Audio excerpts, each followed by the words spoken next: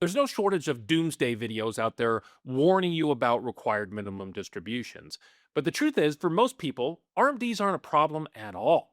While for some people, it's one of the most expensive things that can happen in retirement because RMDs can raise your tax bracket, they can tax more of your Social Security, they can increase your Medicare premiums, and essentially they can punish your spouse after you're gone.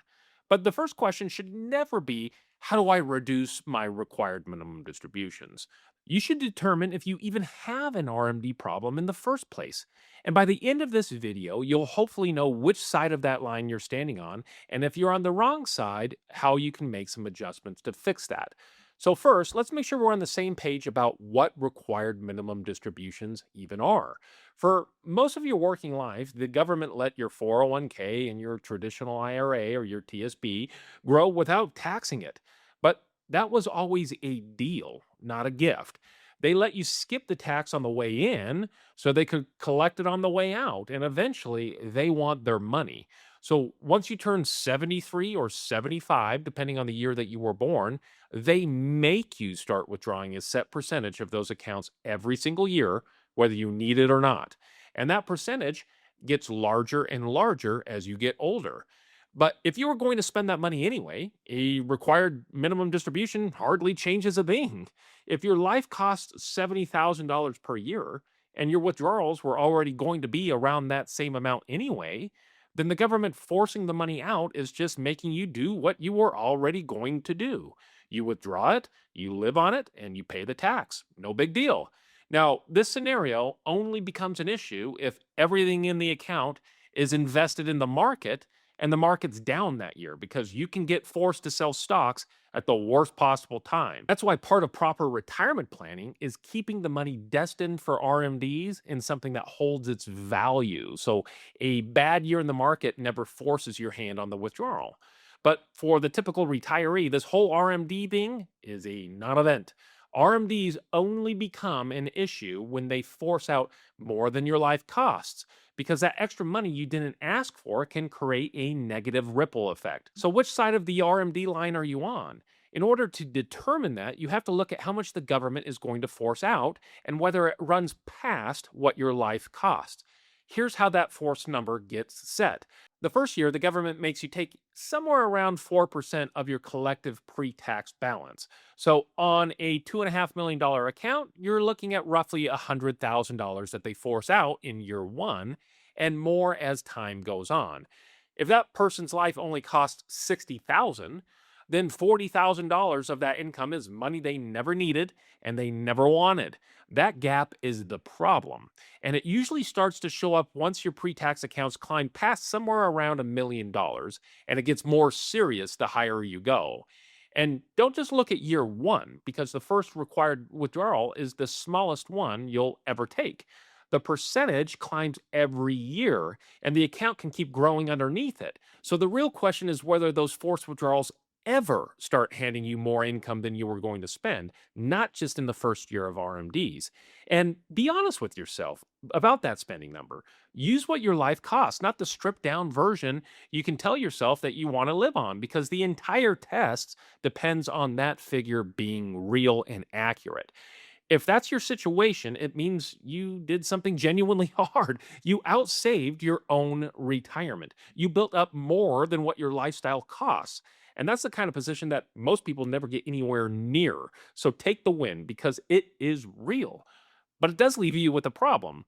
And it's worth understanding exactly what that surplus does once the government forces it out, because this is where required distributions become quite expensive. So let me walk you through what can happen to that unwanted 40,000, because the tax on the withdrawal itself is honestly the smallest part of this story. The real danger is everything that income can touch on its way through your tax return, and which of these hits you depends on where your income already sits.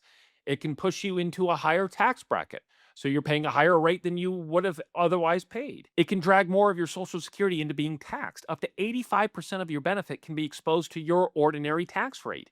It can lift your income across a Medicare threshold where your premiums jump up for a year. And because that surcharge gets recalculated every year off income you're forced to keep taking, required distributions can make your higher IRMA cost permanent in practice. and it can shove your capital gains out of the 0% bracket they otherwise would have qualified for. Not every one of these happens to every person, obviously, but for the retiree who has significant RMDs, it's usually several of them all at once.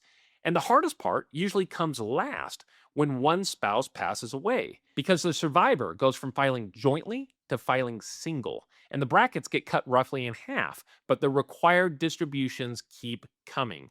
So that same forced income that was uncomfortable for two people can become absolutely brutal for the person left behind. Now, the good news is if you're the person on the wrong side, you're not stuck. You've got a window, and it's one of the most valuable windows in retirement. It's the stretch between when you stop working and when RMDs begin. In those years, you can choose to pull money out of those pre tax accounts or convert it to a Roth on your own terms. And you can bring that balance down before the government ever forces your hand. And even a handful of those years can move the needle in a big way, because every dollar you take out at a rate you choose is a dollar that isn't sitting in the account later, growing into a number they'll eventually force on you at a rate that you can't control. That's the difference between the hug and the slug. Either you take the money out on your own schedule, or you do nothing and let it get taken out of your hands later at whatever rate you happen to land in.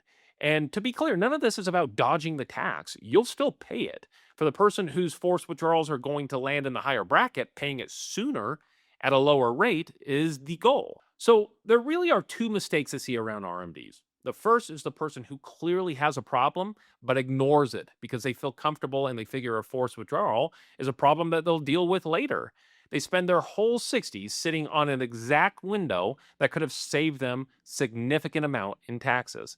The second mistake is the opposite, and it's just as costly. It's the person who doesn't have a problem at all, but watches a warning video and starts aggressively pulling money out or converting it when their spending was always going to soak up those withdrawals anyway. They pay tax years earlier than they ever had to on money that would have come out naturally on its own, and they hand the government its cut ahead of schedule for nothing. Both mistakes come from the same place.